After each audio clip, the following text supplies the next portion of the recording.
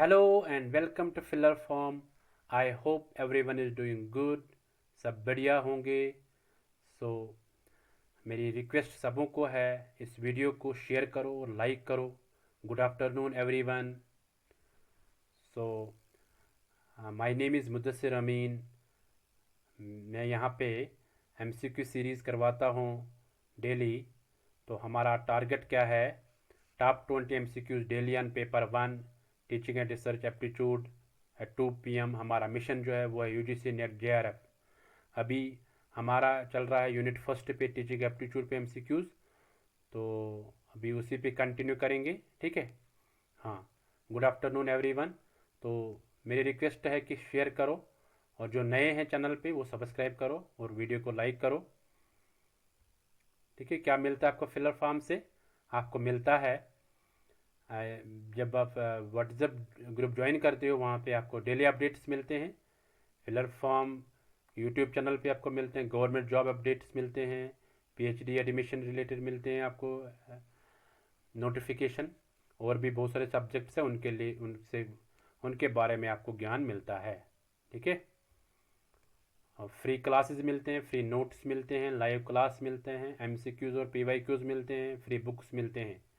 ये आप सारे डाउनलोड कर सकते हैं इस वेबसाइट से www.ugc-net.com पे. ठीक है.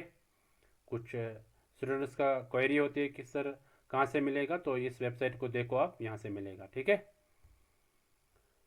तो ये फ्री क्लासेस है, इनका लाभ ले सकते हैं आप. और फिलर फार्म के एक एप्लीकेशन है अपनी, वो आप ऐप स्टोर से इंस्टॉल करके वहाँ से आप मॉक टेस्ट और क्विजेज दे सकते हैं. ये 3 क्लासेस है पेपर 1 के लिए. इनको आप ये मिस कभी नहीं करना. 11 AM पे एक थ्योरी क्लास होता है, 2 PM पे होता है MCQ क्लास, 9 PM पे होता है मैथ और रीजनिंग क्लास. ये आप मिस कभी नहीं कर सकते हैं. ठीक है. हाँ. तो आप भी मेहनत करते रहो, आपका नाम नेक्स्ट टाइम JRF अचीवर्स में आ जाएगा और जो नेट क्वालिफाई करेंगे उनका नाम नेट अचीवर्स में आ जाएगा. सो अपने फ्रेंड्स के साथ शेयर करो और थम्स अप दे दो ताकि हम स्टार्ट करेंगे. चलो. Good afternoon everyone. So let us start our today's MCQ series. Very good. Thumbs up आ गए हैं. चलते हैं, करते हैं स्टार्ट आज का MCQ series. Let us get started. Late us start. ये रहा आपके स्क्रीन पे पहला MCQ. Organizer bodies of knowledge that we build up about particular objects, situations or phenomena are termed as. 30 second है आपके लिए, इसको करो. A part schemas or mental schemata. B memory. C cognition. D none of the above.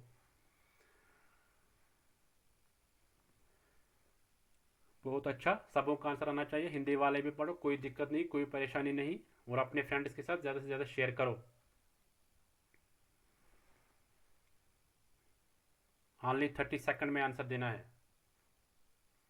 Very good. सबों का answer आना चाहिए.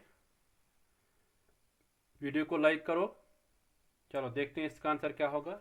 ये रहा आपके स्क्रीन पे इसका आंसर. ए पार्ट स्कीमाज और मेंटल स्कीमेटा. क्या होता है कि इन्हें जो हमारे पास नॉलेज होती है उसको हम यूज़ करके अब ऑब्जेक्ट्स पे अप्लाई करते हैं. ठीक है. सिचुएशंस पे या किसी फिनोमेना पे मतलब अप्लाई करते हैं. ठीक है. हाँ. That become schema. देखते हैं स्कीमा क्या होता है. स्कीमा जो होते हैं ये एक मेंटल स्ट्रक्चर्स हमारे दिमाग में होते हैं और जो इंडिविजुअल्स यूज़ करते हैं इसको अपने नॉलेज को मतलब जो अपने ऑलरेडी नॉलेज होती है माइंड में. ठीक है. ब्रेन में जो ऑलरेडी नॉलेज होती है इसको यूज़ करके अपना बिहेवियर या अपने कॉग्निटिव प्रोसेस को डेवलप करते हैं. ठीक है. हाँ. लोग जो होते पीपल जो होते वो सिकीमेटा जो है, सिकीमेटा एक्चुअली क्या है, ये प्लूरल ऑफ सिकीमा है. ठीक है. इससे हम क्या करते हैं, इससे हम ऑब्जेक्ट्स को कैटेगराइज करते हैं. ठीक है. डिफरेंट कैटेगराइजेशन ऑफ ऑब्जेक्ट्स करते हैं हम. इसी तरह हम इस वर्ल्ड को एक शेप देते हैं ड्यू टू स्कीमाज. ठीक है. हाँ. जैसे हम कहते हैं कि यानी ये वर्ल्ड बना हुआ है, मतलब इसमें सन है ना, इसमें अर्थ है, इसमें मून है, स्टार्स है ना। तो इसको हम इंटरप्रेट करते हैं इस वर्ल्ड को ड्यू टू आवर स्कीमाज। हम न्यू इन्फॉर्मेशन को प्रोसेस करते हैं इसमें, ठीक है, वो कैसे फिट होती है अपने ओल्ड, जो ऑलरेडी हम हमारे पास स्कीमास होते हैं, ऑलरेडी हमारे पास नॉलेज होती है, ठीक है। तो पहले जो ये स्कीमा जो है, ये पहले कंसेप्ट किसने दिया है, ब्रिटिश साइकोलॉजिस्ट था एक, उसका नाम था फ्रेडरिक बार्टलेट, ठीक है, उसी ने दे दिया है ये। उसने अपने थ्योरी में बता दिया है कि यानी हम जो ये हमारे पास जो ये वर्ल्ड है, इस ये मतलब हम इसको शेप देते हैं डिफरेंट मेंटल स्ट्रक्चर्स के साथ, ठीक है। जो हमारे माइंड में ऑलरेडी प्रेजेंट नॉलेज है उससे हम इसको एक्सप्रेस करते हैं। एक थ्योरिस्ट था, एक साइकोलॉजिस्ट था जिसका नाम था जीन पियाजे, उसने पहले इंट्रोड्यूस किया है इस स्कीमा को। यानी एक था कंसेप्ट पहले किसने दिया, वो दिया फ्रेडरिक बार्टलेट ने, और इंट्रोड्यूस किया है इस कंसेप्ट को जीन पियाजे ने पहले, ठीक है। उसने अपना एक वर्क किया था, उसमें मशहूर हो गया ये कॉग्निटिव डेवलपमेंट थ्योरी जो है वो है जीन पियाजे की। तो उसमें कहता है कि नहीं, बच्चों जो है वो दिन ब दिन बढ़ते रहते हैं, ठीक है, हाँ वो ग्रो करते रहते हैं, बट विद स्टेजेस, स्टेजेस के साथ वो ग्रो करते हैं, उनमें इंटेलेक्ट भी बढ़ता रहता है, ठीक है। हाँ, तो पियाजे कहता है कि यानी जो लोग हैं वो डिफरेंट एनवायरनमेंट्स में बैठते हैं, वो वहाँ पे different different new new information सीखते हैं, ठीक है। तो जैसे मैं यहाँ पे आपको एक एग्जांपल बताऊंगा स्कीमा के बारे में, कि हमारे पास एक बच्चा होता है, वो बोलता है कि मतलब जब वो हॉर्स देखता है पहली बार, वो देखता है हॉर्स, ये बोलते हैं इसको हॉर्स, ठीक है। उसके बाद वो काऊ देखता है, वो उसको भी हॉर्स बोलता है, क्यों? क्योंकि वो बोलता है इसके पास भी हेयर है, इसके पास भी 4 लेग्स है, उसके पास भी टेल है, यानी दुम उसके पास भी है, ठीक है। तो वो फिर देखता है डॉग, उसको भी बोलता है हॉर्स, बट वो बोलता है इसको स्मॉल हॉर्स। तो धीरे धीरे वो बढ़ जाता है, तो वो देखता है आगे, तो फिर हम उसको बोलते हैं नहीं बच्चा, मतलब वो सबों को हॉर्स बोलता है, ठीक है। अब हम उसको बोलते हैं नहीं बच्चे, इसको बोलते हैं हॉर्स, और ये वाला जो है ये इसको कव बोलते हैं, ठीक है, क्योंकि ये डिफरेंट इससे है। तो अब ये मेंटल सेटर वो दिमाग में याद रखता है कि नहीं इसको कव बोलते हैं। और जो डॉग को बोलता था हॉर्स, छोटा स्मॉल हॉर्स, अब हमने बोला उसको कि ये क्या है, ये डॉग है। अब वो दिमाग में उसने रख लिया यार ये क्या है, डॉग। तो ये स्कीमास बनते हैं, ठीक है। तो इसी तरह हम मतलब बच्चा, छोटा बच्चा जो होता है, उसको मम्मा बोलते हैं कि ये आपका अंकल है, तो वो बोलता है अंकल। अब वो जब दूसरा बंदा आता है उसको भी बोलता है अंकल, जब तीसरा बंदा उसको भी बोलता है अंकल। फिर उसको बोलता है कि मतलब मम्मा जो है, अब मतलब सिकीमा बढ़ाने के लिए वो बोलता है इसको कि नहीं ये आपका अंकल है, ये आपका कज़न है, ठीक है, ये आपका फॉर एग्जांपल दादा है ना। हाँ, ऐसे। तो ऐसे स्कीमाज डेवलप होते रहते हैं, ठीक है। हाँ, तो चलते हैं नेक्स्ट क्वेश्चन पे। ये रहा आपके स्क्रीन पे क्वेश्चन नंबर 2। इसको पढ़ो और आंसर करो। The taking in of new information is termed as, नई इन्फॉर्मेशन जब हम हासिल करते हैं तो उसको क्या कहते हैं? ए एसिमुलेशन, बी अकोमोडेशन, सी कॉग्निशन, डी रिसेप्शन। 30 सेकंड है आपके लिए, इसको करो।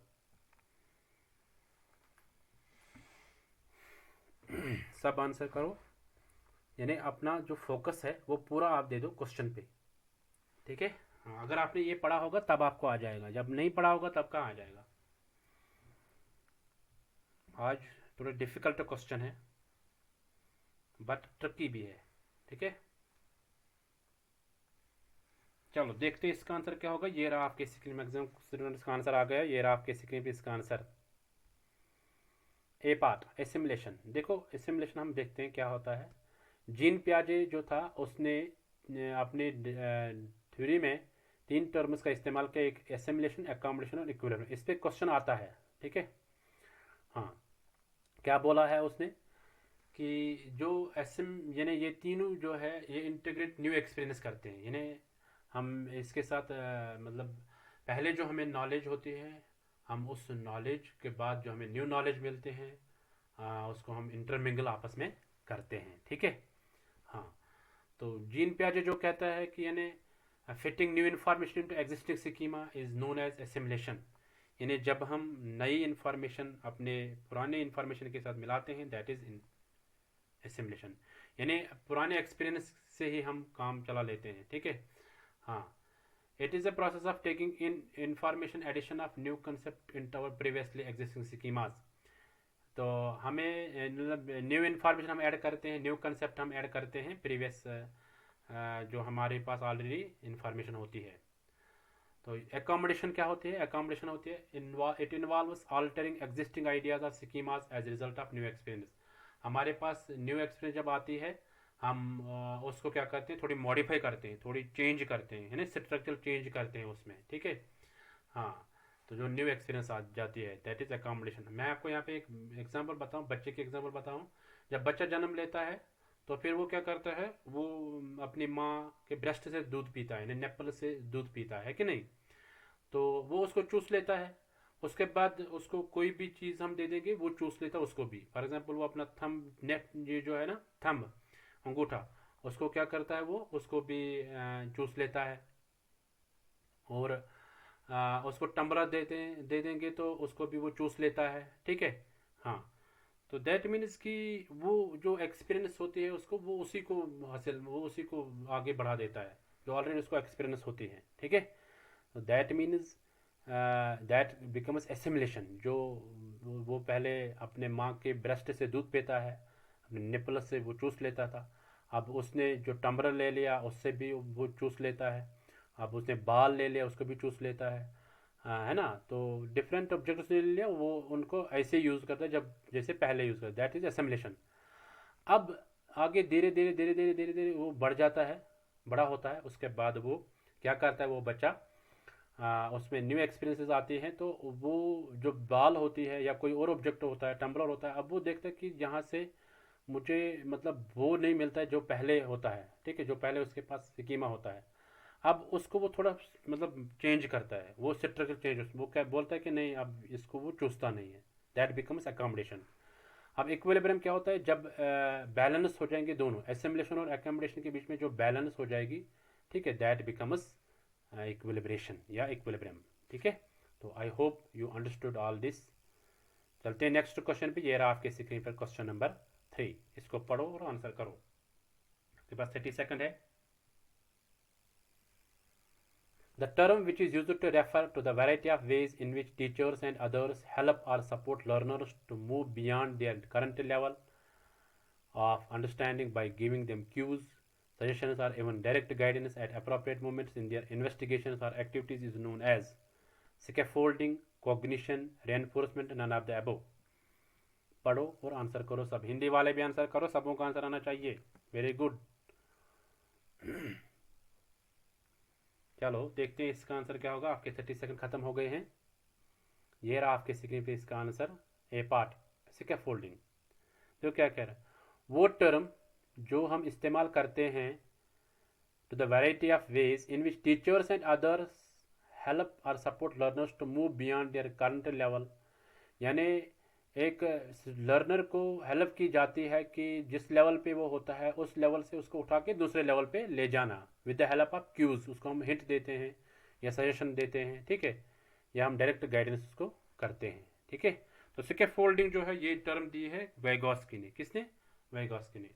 या और एक टर्म दी थी उसने,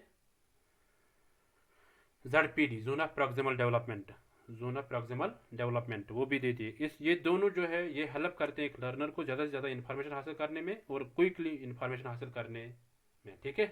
हाँ, तो ये आप याद रखोगे। स्कैफोल्डिंग किसने दी है? वाइगॉस्की ने। हाँ, यहाँ पे मैं और एक एग्जांपल आपको बता सकता हूँ कि फॉर एग्जांपल हमारे पास एक ओल्ड बिल्डिंग है। अब सारे बोलते हैं ये ओल्ड है, ये ओल्ड है, ये पुरानी हो गई है। अब हम क्या करते हैं, हम बोलते हैं कि नहीं ये मतलब हम ऐसा करेंगे कि कोई नहीं बोलेगा ये कि ये ओल्ड है। हम क्या करते हैं, उसमें उस पर पेंट लगा देते हैं, है ना, हम उसमें टाइल लगा देते हैं, है ना, हम अच्छा सा उसको कर देते हैं, सब सारा सारा कुछ उसमें हम मतलब चेंज कर देते हैं। तो जब वो चेंज हो जाती है दैट मीन्स कि हमने ओल्ड से न्यू बना लिया उसको, यानी एक लेवल से हमने दूसरे लेवल तक पहुंचा दिया, दैट बिकम्स है स्कैफोल्डिंग, ठीक है। आई hope you understand this. So next question, question number 4, ये रहा आपके स्क्रीन पर। इसको पढ़ो और आंसर करो। The changes in behaviour are the net result of environmental influences interacting with innate predispositions and processes within the learner। Very good, इसको पढ़ो और आंसर करो। आपके पास 30 सेकंड है। ए पार्ट आता है neo behavioural theory, B part आता है cognitive theory, C behavioural theory, D none of the above.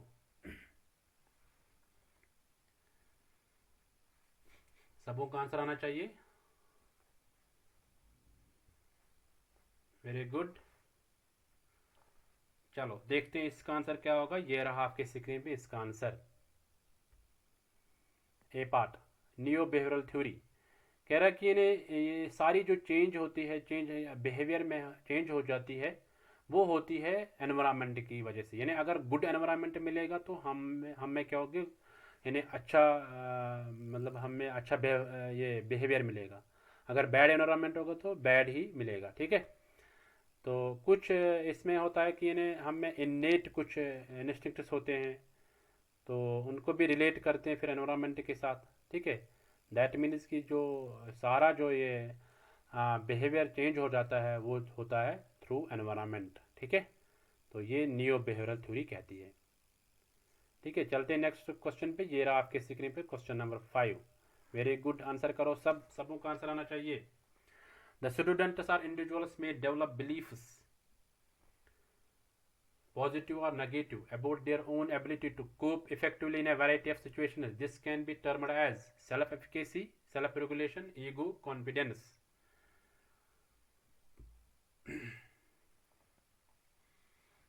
सबों का आंसर आना चाहिए। हिंदी वाले भी पढ़ो, कोई परेशानी नहीं, कोई दिक्कत नहीं है।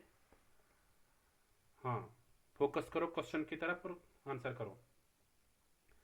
आपके 30 सेकंड खत्म हो गए हैं। देखते हैं इसका आंसर क्या होगा। ये रहा आपके स्क्रीन पे answer. A part self efficacy. Self efficacy को कहते हैं जब कोई स्टूडेंट या कोई इंडिविजुअल अपने आप में देखेगा कि यानी अपने आप को ही मॉनिटर करेगा कि मुझ में ये एबिलिटी है कि मैं इस काम को करूं। ठीक है। तो वो एक बिलीफ बनाता है अपने आप पर। ठीक है। तो that becomes for example positive belief होगा या नेगेटिव बिलीफ होगा, दैट बिकम्स सेल्फ एफिकेसी। ठीक है। हाँ, कि मैं ये काम करूँगा, कि मुझ में ये कुव्वत है, मुझ में ये एबिलिटी है, मैं इस काम को करूँगा। तो अगर वो बोलेगा मैं करूँ, दैट इज पॉजिटिव। अगर वो बोलेगा नहीं मैं नहीं कर सकता, that is negative, that become self efficacy. ठीक है। आई hope you understood. Next question ये रहा आपके स्क्रीन पर, क्वेश्चन नंबर 6। पढ़ो इसको और आंसर करो। The ability of an individual to think about one's own thought processes, self-monitor and modify one's learning strategies as necessary is termed as metacognition, self-regulation, simple cognition, none of the above। आपके पास 30 second है, करो जल्दी। हिंदी वाले भी पढ़ो और answer करो। बहुत अच्छा।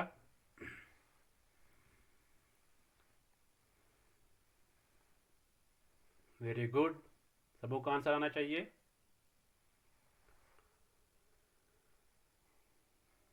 बहुत इजी क्वेश्चन है ये मतलब मैक्सिमम टाइम में पूछा गया है ये question, but in different ways.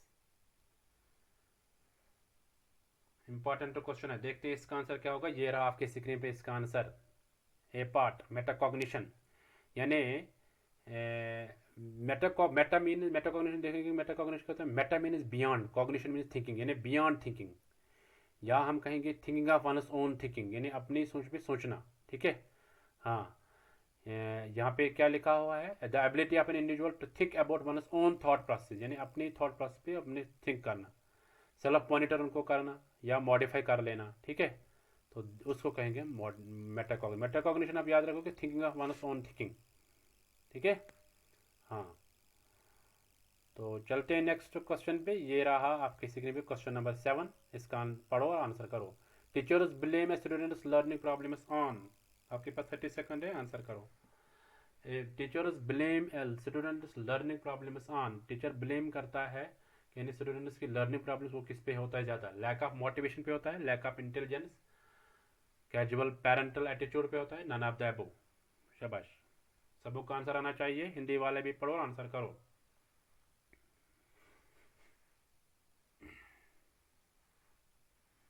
चलो देखते हैं इसका आंसर क्या होगा। ये रहा आपके स्क्रीन पे इसका आंसर। हाँ, मैक्सिमम स्टूडेंट्स ने आंसर किया है। सब आंसर करो।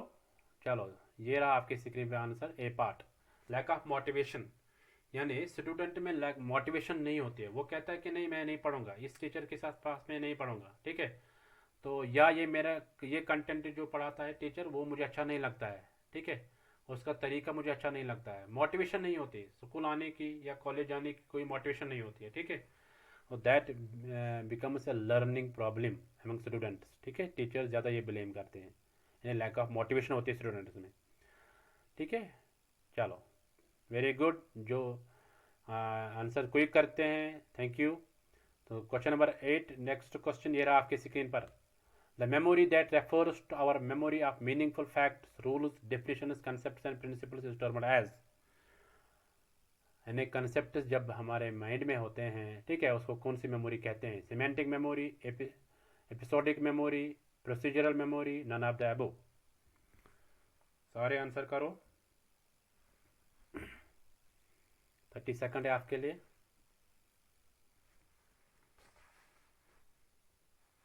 चलो जल्दी करो सब, इतना ज़्यादा डिफिकल्ट क्वेश्चन नहीं है ना, वेरी इजी क्वेश्चन है। चलो देखते हैं इसका आंसर क्या होगा। ये रहा आपके स्क्रीन पे इसका आंसर, मैक्सिमम बच्चों ने आंसर दे दिया है। तो ए पार्ट इसका आंसर है सिमेंटिक मेमोरी। देखते हैं क्या होता है ना। लॉन्ग टर्म मेमोरी होती है ना। तो इसमें दो टाइप एक्सप्लिसिट होते हैं, डिक्लेरेटिव मेमोरी, इम्प्लिसिट होती है नॉन डिक्लेरेटिव। तो डिक्लेरेटिव जो एक्सप्लिसिट मेमोरी होती है उसके दो टाइप्स होते हैं, एक होते हैं एपिसोडिक, दूसरे होते हैं सिमेंटिक। एपिसोडिक मेमोरी होती है यानी एक्सपीरियंस बेस्ड पे, ठीक है, या किसी इवेंट बेस पे होती है, इसकी बेस होती है एक्सपीरियंस या इवेंट्स। फॉर एग्जांपल मैं आपको कहूँगा, हम गए कहीं ट्रिप पे, पहले मतलब पिछले साल हम गए ट्रिप, फॉर एग्जांपल एक टेम्पल है अक्षरधाम, वो अच्छा टेम्पल है, ठीक है। तो हम गए उधर, तो अब पिछले साल, अब आज हमें वो दिन याद आते हैं, हम बोलते हैं वहाँ पे कितना मज़ा था, हाँ, अंदर वो कितना अच्छा है ना। तो इसी तरह हम गए फॉर एग्जाम्पल लंदन, लंदन हम पिछले बार गए थे, तो हम बोलते हैं अब हमें आज वो दिन याद आते हैं जब हम लंदन गए, हो कितना अच्छा टूर था, है ना। तो या हमें कॉलेज के दिन याद आते हैं, कॉलेज के फ्रेंड्स याद आते हैं, है ना। तो आज हम नेट जेआरएफ की प्रिपरेशन कर रहे हैं, तो वो फ्रेंड्स हमें याद आते हैं, ठीक है। तो दैट बिकम्स एपिसोडिक मेमोरी। इस तरह सिमेंटिक मेमोरी, जब हमें किसी सब्जेक्ट के बारे में ज्ञान होगा, नॉलेज जब होगी, या हमें कंसेप्ट क्लियर होंगे, तो दैट बिकम सिमेंटिक मेमोरी, ठीक है। यानी हमें मतलब पूरा कंसेप्ट क्लियर होगा, है ना, तो दैट बिकम्स सिमेंटिक। इस तरह प्रोसीजरल मेमोरी होती है जब हमें कोई स्किल आता होगा, ठीक है।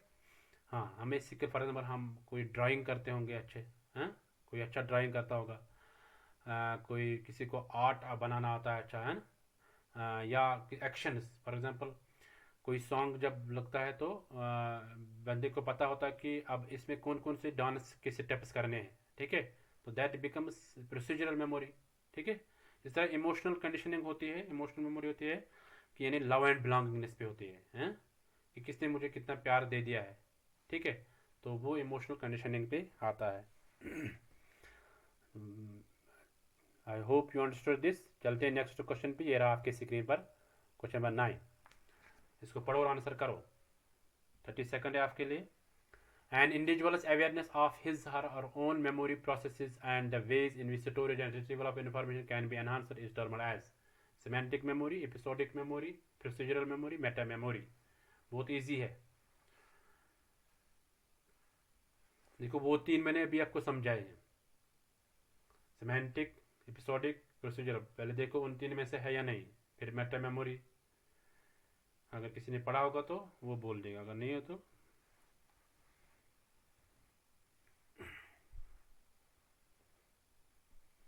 चलो आपके 30 सेकंड खत्म हो गए, देखते हैं इसका आंसर क्या होगा। ये रहा आपकी स्क्रीन पर इसका answer, D part, Meta memory. Meta memory होती है जब हमें अपनी मेमोरी के बारे में पता होता है, when we know about our own memory, यानी हम कॉन्शियस होते हैं अपनी मेमोरी पर, ठीक है। सिमेंटिक मेमोरी होती है आई नो, यानी मैं जानता हूँ, कंसेप्ट मुझे होते हैं, है ना, नॉलेज मुझे होती है। एपिसोडिक मेमोरी होती है एक्सपीरियंस पे, है, हाँ। प्रोसीजर मेमोरी होती है स्किल्स या एक्शंस, हाँ, या याद रखें। मेटा मेमोरी होती है जब हमें पता होती है अपनी मेमोरी के बारे में, ये है Meta memory. Meta memory conscious awareness of and control of Anas own memory, यानी हम कॉन्शियस होते हैं, अवेयर होते हैं अपनी मेमोरी पे, ठीक है। हाँ, हम कंट्रोल करते हैं अपनी मेमोरी को, या हम बोलते हैं how do we know whether we know something or not, कि हम कैसे जानेंगे किसी के बारे में, या कुछ जानते हैं किसी कुछ जानते हैं हम हमें कैसे पता चलेगा। हम निमोनिक्स बना देते हैं। फॉर एग्जांपल मैंने एक निमोनिक यहाँ पे ले लिया, पैसा, PAISA, है ना। P for Pacific, A for Atlantic, I for Indian, S for southern, A for Arctic, ठीक है, आर्टिक। तो दैट मीन्स कि यहाँ पे निमोनिक जो है मतलब हमें पता चलता है कि हमें कितना याद है, ठीक है, हमें कितनी मेमोरी है। तो इसी तरह मेटा मेमोरी मॉडल जो है, हम मेमोरी को क्या करते हैं, कंट्रोल करते हैं खुद। हम इस मेमोरी को मॉनिटर खुद करते हैं, ठीक है। हाँ, तो this becomes Meta memory. I hope you understood. तो चलते हैं नेक्स्ट क्वेश्चन पे। ये रहा आपके स्क्रीन पे क्वेश्चन नंबर 10। इसको पढ़ो और आंसर करो। 30 सेकंड है आपके लिए। ये हो गया timer start. Which of the following can impact process listening in an adverse manner, इनमें से कौन इम्पैक्ट करता है, इफेक्ट करता है किस पे, लिसनिंग पे। Excess of listening material, message overload, B very high speed of speaking, C a good amount of hearing loss, D all the above. सब आंसर करो, हिंदी वाले भी पढ़ो। आपके 30 सेकंड खत्म होने वाले हैं, जल्दी करो, 30 सेकंड जल्दी खत्म होते हैं। चलो देखते हैं इसका आंसर क्या होगा। मैक्सिमम बच्चों ने जिन्होंने आंसर किया है उनका माना जाएगा। चलते हैं नेक्स्ट। ये आ रहा आपके स्क्रीन पे इसका answer, D part, all the अबो। देखो सारे इम्पैक्ट कर रहे हैं। अगर एक्सेस ऑफ लिसनर मटेरियल होगा, ज़्यादा मटेरियल होगा, यानी अगर 2-4 घंटे का लॉस होगा, है ना, तो यानी या मैसेज वो इन्फॉर्मेशन दे दिया जाएगा जो रेलिवेंट नहीं होगा, ठीक है। हाँ, very high speed of speaking, यानी मतलब जो पिच होगा, बोलने का अंदाज होगा, वो ज़्यादा तेज़ होगा, ठीक है। Good amount of hearing loss, या किसी को ज़्यादा मतलब हियरिंग लॉस, वो सुन नहीं पाता होगा, ठीक है। So that also impacts our process of listening. So all the above are the correct answers. तो चलते हैं नेक्स्ट क्वेश्चन पे। ये रहा आपके स्क्रीन पे क्वेश्चन नंबर 11। इसको पढ़ो और आंसर करो। The most important aspect of communication which is listening can be improve by, यानी इंपॉर्टेंट आस्पेक्ट जो कम्युनिकेशन का है लिसनिंग, उसको हम कैसे इम्प्रूव करेंगे। Linking listening to monetary reward system, B making the content interesting and need based, C enhancing voice effectiveness and impressiveness, D all the above. इसको पढ़ो और आंसर करो।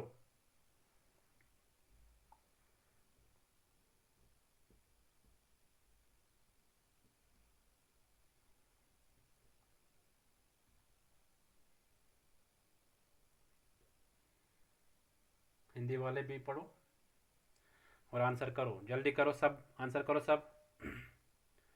चलो देखते हैं इसका आंसर क्या होगा। ये रहा आपके स्क्रीन पर इसका आंसर। मैक्सिमम का आंसर आ गया है। इसका आंसर आ गया C part, enhancing voice effectiveness and impressiveness.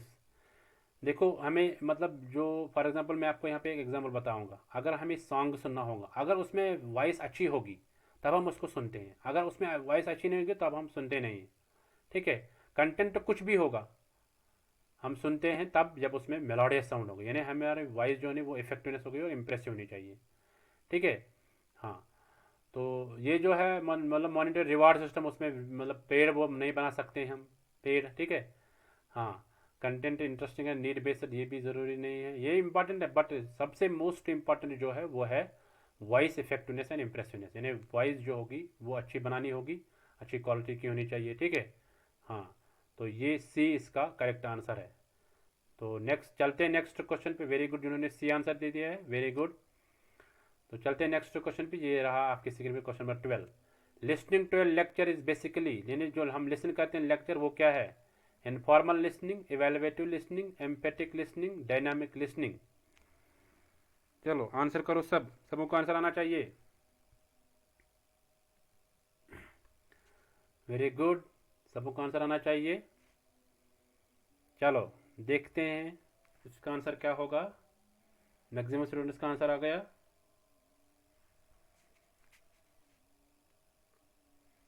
चलो बहुत इजी क्वेश्चन है, इसमें ज़्यादा टाइम नहीं लगा लेंगे। देखते हैं इसका आंसर क्या होगा। ये रहा आपके स्क्रीन पे इसका answer, A part, informational listening, यानी जो हम लेक्चर सुनते हैं वो क्या होते हैं, इसमें इन्फॉर्मेशन होते हैं, नहीं इन्फॉर्मेशन लिसनिंग होती है, ठीक है। तो ये इसका आंसर आएगा।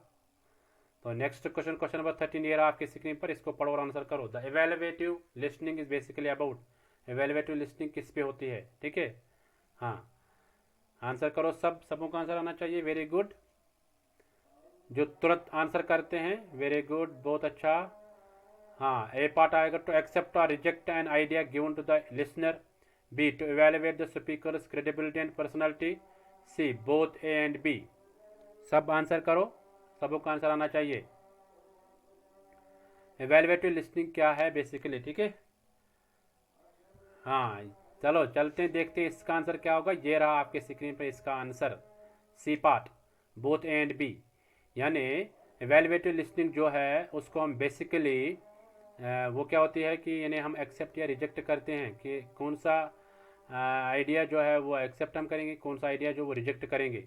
इसको हम एवेलुएट करते हैं स्पीकर क्रेडिबिलिटी। स्पीकर जो होता है यानी बोलने वाला जो स्पीकर होता है उसकी जो मतलब वर्ड्स होते हैं वो ट्रस्टेड है या बिलीव उन पे हम करेंगे या नहीं करेंगे, ठीक है।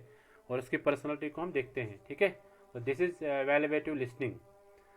तो चलते हैं, आई होप यू अंडरस्टूड। चलते हैं नेक्स्ट क्वेश्चन पे। ये रहा आपके स्क्रीन पे क्वेश्चन नंबर 14। आंसर करो सब। According to Francis Galton, heredity does not go to immediate parents but to remote ancestors. Only 50% of the heredity is due to A. Parents, B. Great grandparents, C. Grandparents, D. None of the above. आपके पास 30 second है, इसका answer करो। हिंदी वाले भी पढ़ो, answer करो, कोई दिक्कत नहीं, कोई परेशानी नहीं है, सारे आंसर करो। गैलन कहता है कि हेरिडिटी जो है does not go to immediate parents, यानी ज़्यादा पेरेंट्स की तरफ नहीं होता है, ठीक है। डायरेक्टली हम पेरेंट्स को दोष नहीं देंगे कि पेरेंट्स से ही होता है सारे जीन, सारे heredity. But to remote ancestors, उनसे भी होते हैं एंसेस्टर्स, जो जदो अजदाद होते हैं उनसे भी होती है। 50% होते हैं हेरिडिटी की वजह से, ठीक है। अब ये 50% किन से आती है? पेरेंट्स, ग्रेट ग्रैंड पेरेंट्स, हाँ, grand parents, none of the above, ठीक है। वेरी, चलो अब इसका आंसर देखते हैं। आपके पास 30 सेकंड है, चलो देखते हैं इसका आंसर क्या होगा। मैक्सिमम बच्चों ने आंसर किया है, देखते हैं इसका आंसर क्या होगा। ये रहा आपके स्क्रीन पे आंसर, ए पार्ट, ठीक है। ए पार्ट इसका आंसर आएगा। फ्रांसिस गैलन कहता है कि हेरिडिटी जो है ये 50% जो है ये है पेरेंट्स की वजह से, ठीक है। हाँ, वेरी गुड, जिन्होंने ए दे दिया है, कंग्रेट्स। जो 50% बाकी जो है वो बाकी होते हैं एंसेस्टर्स की वजह से, ठीक है। हाँ, चलते हैं नेक्स्ट क्वेश्चन पे। ये रहा आपके स्क्रीन पे question number 15। Arrange the following teaching process in order, यानी ये जो टीचिंग प्रोसेस है इनको ऑर्डर में लाओ। फर्स्ट है relating the presenting knowledge with the previous knowledge, second है एवेल्युएशन, थर्ड है रीटीचिंग, फोर्थ है formulation of teaching objectives, fifth है प्रेजेंटेशन ऑफ मटेरियल्स। आपके पास कोड दिए गए हैं, इनको चूज करना है, ठीक है। हाँ, जो अप्रोप्रिएट कोड होगा वही इसका आंसर आएगा। कोड देखो, आप आंसर करो, हिंदी वाले भी और इंग्लिश वाले भी, दोनों का आंसर आना चाहिए। चलो थोड़ा मैं टाइम देता हूँ इसके लिए, करो इसको अच्छे से, आराम से कर लो।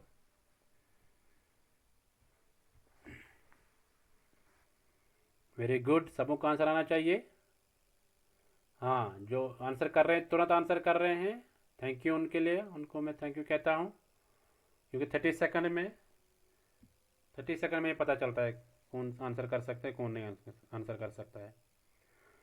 चलो देखते हैं इसका आंसर क्या होगा। ये रहा आपके स्क्रीन पे इसका answer, D part, fourth, first, fifth, second, third, यानी पहले फोर्थ आएगा, फॉर्मुलेशन ऑफ टीचिंग ऑब्जेक्टिव। जब भी हमें कोई काम करना होगा या कोई काम करते हैं हम ऑब्जेक्टिव्स बनाते हैं, ठीक है। इसी तरह टीचिंग प्रोसेस में हम पहले ऑब्जेक्टिव्स बनाते हैं, उसके बाद हम टीचिंग में क्या करते हैं, हम बच्चों की जो प्रीवियस नॉलेज चेक करते हैं उसको रिलेट करते हैं न्यू नॉलेज के साथ, ठीक है, जो प्रेजेंट नॉलेज देनी होगी।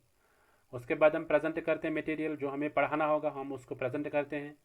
उसके बाद क्या करते हैं, इवेलुएट करते हैं, इन्हें फीडबैक लेते हैं बच्चों से कि कैसा रहा ये, है ना। हाँ, और मतलब उनको हम क्वेश्चन पूछते हैं, इवेलुएट करते हैं क्वेश्चन से, यानी हम उसको उनको क्वेश्चन पूछते हैं उसी में से जो हमने पढ़ाया, फिर देखते हैं कितना बच्चों को समझ में आ गया है। फिर उसके बाद रिटीच करते हैं ना, फिर दोबारा हम फीडबैक लेते हैं, उसके बाद हम उसको इम्प्रूव करते हैं कि कहाँ पे डिफ़िकल्टी रह गई है, बच्चों को कहाँ पे समझ में नहीं आ गया, तो वहाँ पे हम फिर रिटीच करते हैं। So I hope you understood. Next question पे चलते हैं। ये रहा आपके सीखने पे क्वेश्चन नंबर 16।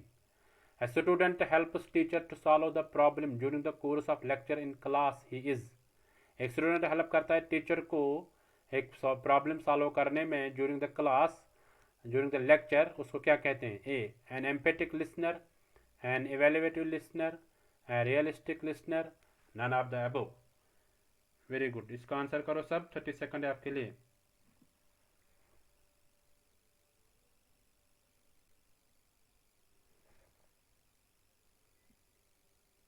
Very good. सबको का आंसर आना चाहिए। इंपॉर्टेंट क्वेश्चन है।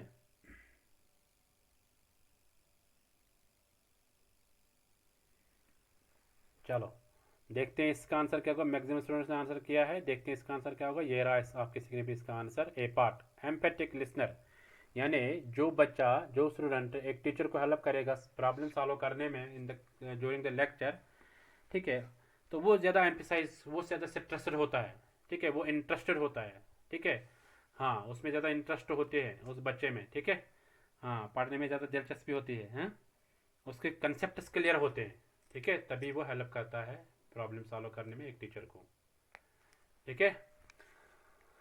तो चलते हैं नेक्स्ट क्वेश्चन पे। ये रहा आपके स्क्रीन पे question number 17। The process of communication enhances through, यानी प्रोसेस ऑफ कम्युनिकेशन को बढ़ावा कैसे दे देंगे? The feeling of belongings and commonness, B security and freedom to make choices, C informal environment, D all the above. इसको पढ़ो और answer करो सब। हिंदी वाले भी पढ़ो, जल्दी करो आंसर। 30 सेकंड है आपके लिए।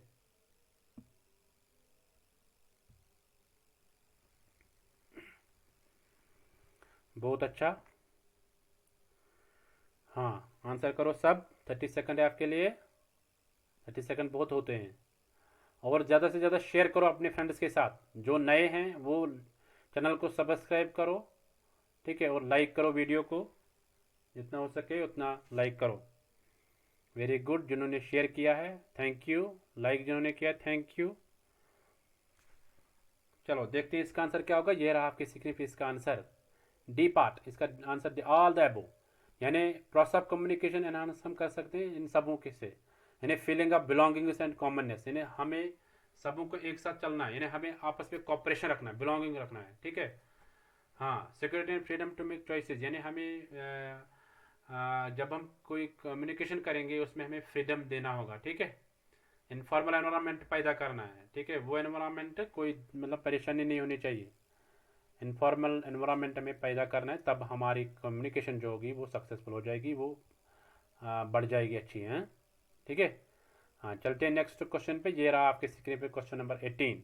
इसको पढ़ो और आंसर करो। Which one of the following is a product of learning, learning का प्रोडक्ट कौन है इनमें? 30 सेकंड है आपके लिए, इसका आंसर करो। ए पार्ट इंटेलिजेंस, बी मैचुरेशन, सी स्किल्स, डी मेमोरी। देख के आंसर करो अच्छे से। Very good. सबको आंसर आना चाहिए। हाँ, जो तुरंत आंसर कर रहे हैं वो बहुत अच्छे हैं। Very good. चलो देखते हैं इसका आंसर क्या होगा। 30 सेकंड आपके जल्दी खत्म होते हैं, है ना।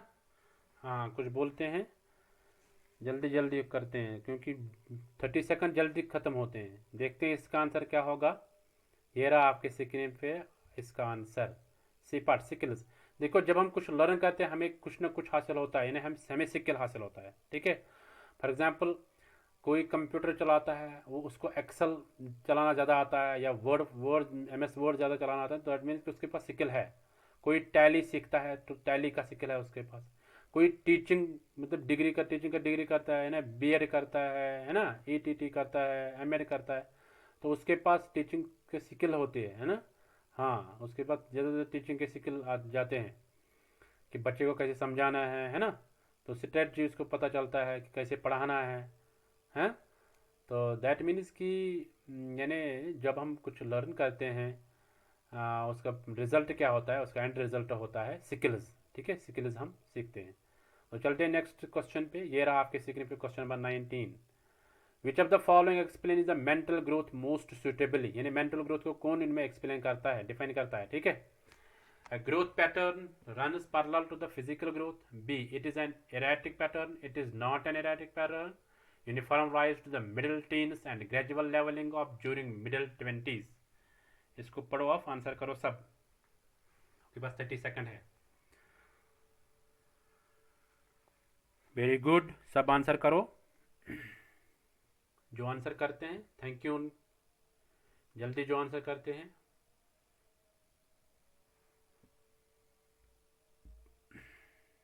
क्वेश्चन को अच्छे से पढ़ो और आंसर करो। चलो देखते हैं इसका आंसर क्या होगा। जल्दी करो जल्दी करो, आंसर करो जल्दी। देखते हैं इसका आंसर क्या होगा। ये रहा आपके स्क्रीन पर इसका answer, D part, uniform rise to the middle teens and gradual levelling off during middle 20s। यानी जो मेंटल ग्रोथ होती है वो होती है मिडल टीन से, फॉर एग्जाम्पल ये 16, 17, 18 इसी के दौरान है, तो फिर 20, 21, 22, 23 वहाँ तक इसको बढ़ जाती है ये मेमोरी है, ठीक है। 16, 17, 18 से 20, 21, 22, 23 तक बढ़ जाती है, ठीक है। हाँ, uniform rise to the middle teens and gradual levelling off during middle 20s, ठीक है। तो ये इसका राइट आंसर आएगा। तो क्वेश्चन चलते हैं नेक्स्ट क्वेश्चन पे। ये रहा आपके स्क्रीन पर question number 20। While comparing learning hearing and listening we can say that. जब हमें कंपेयर करना होगा हियरिंग एंड लिसनिंग तब हम क्या कहेंगे उसके बारे में। Hearing is a physical process, Y and listening is a psychological process. B, hearing is a psychological process and listening is a physical process. C, both are mainly physical processes. D, both are biological processes. Answer करो सब, सबों का answer आना चाहिए।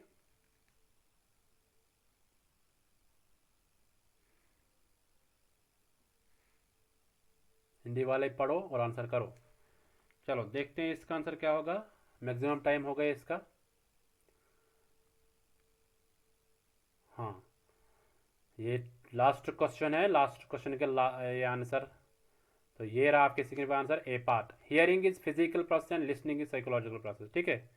देखो hearing जो हम करते हैं वो एयर से करते हैं, that mean it is physical process. Listening is a psychological process. कैसे साइकोलॉजिकल प्रोसेस? हम लिसन करते हैं according to our interest and need. अगर हमारे लिए मतलब कंटेंट हमारे लिए होगा या अकॉर्डिंग टू आवर इंटरेस्ट होगा तब हम उसको सुनते हैं, है ना। अगर हमारे इंटरेस्ट का नहीं होगा, फॉर एग्जांपल आप कॉमर्स बैकग्राउंड के, आपको पढ़ाएंगे साइंस का पढ़ाएंगे, आप पढ़ोगे नहीं, है ना। तो इसी तरह कोई हिस्ट्री बैकग्राउंड का होगा तो उसको अगर हम पढ़ाएंगे किसी और बैकग्राउंड का, उसको पढ़ाएंगे फिजिक्स बैकग्राउंड तो वो नहीं पढ़ेगा। दैट मीन उसके इंटरेस्ट का नहीं है। दैट मीन्स कि जो साइकोलॉजी है वो होती है नीड एंड इंटरेस्ट के बेस पर, ठीक है। दैट मीन लिसनिंग जो है वो भी है नीड एंड इंटरेस्ट के बेस पर। तो that mean listening is psychological process, hearing is already a physical. That mean this is right answer. Okay, so thank you everyone. ये थे आज के टॉप 20 MCQ सीरीज। तो ऐसे जुड़े रहो। तो हाउ टू डाउनलोड नोट्स, तो इस वेबसाइट पे जाओ आप, यहाँ से आप डाउनलोड नोट्स कर सकते हैं। और जो नए हैं वो शेयर करो अपने फ्रेंड्स के साथ, और इस चैनल को सब्सक्राइब करो। फिलर फॉर्म की एक एप्लीकेशन आती है, उसको आप इंस्टॉल करो। इंस्टॉल करके फिर क्या करना है, फिर आपको वहाँ से मॉक टेस्ट क्विज़ दे सकते हैं, ठीक है। आप अपना फीडबैक दे दीजिए क्योंकि आपका फीडबैक इम्पॉर्टेंट है। आप www.fillerform.info पे आप दे सकते हैं, या व्हाट्सएप पे भी आप सेंड कर सकते हैं, ठीक है। आप मैसेज कर सकते हैं और व्हाट्सएप पे ज्वाइन हो सकते हैं, व्हाट्सएप ग्रुप पे भी ज्वाइन हो सकते हैं, ठीक है। तो ये है फ्री क्लास, इनका लाभ ले सकते हैं फ्री में। ये फिलर फॉर्म की एप्लीकेशन। तो ये 3 क्लासेस, इनको आप मिस मत कीजिए, इम्पॉर्टेंट क्लास है क्योंकि फर्स्ट पेपर ही आपको स्कोर को आगे बढ़ा देता है। आप भी मेहनत करते रहो, JRF Achievers में आपका नाम नेक्स्ट टाइम होगा। तो कोई क्वेश्चन होगा आप कमेंट में लिखो, हम उसको ले लेंगे, क्वेश्चन को ले लेंगे, क्वेश्चन को एड्रेस करेंगे, ठीक है। Thank you everyone. तो ये था आज की 20 MCQ series top 20। Thank you. अपना आप फीडबैक दे दीजिए, ठीक है। कोई भी क्वेश्चन होगा, कोई भी क्वेरी होगी उसको आप बता दीजिए। चलो थैंक यू एवरीवन, मिलते हैं नेक्स्ट MCQ सीरीज़ में। तब तक के लिए bye bye, take care, may God bless you everyone.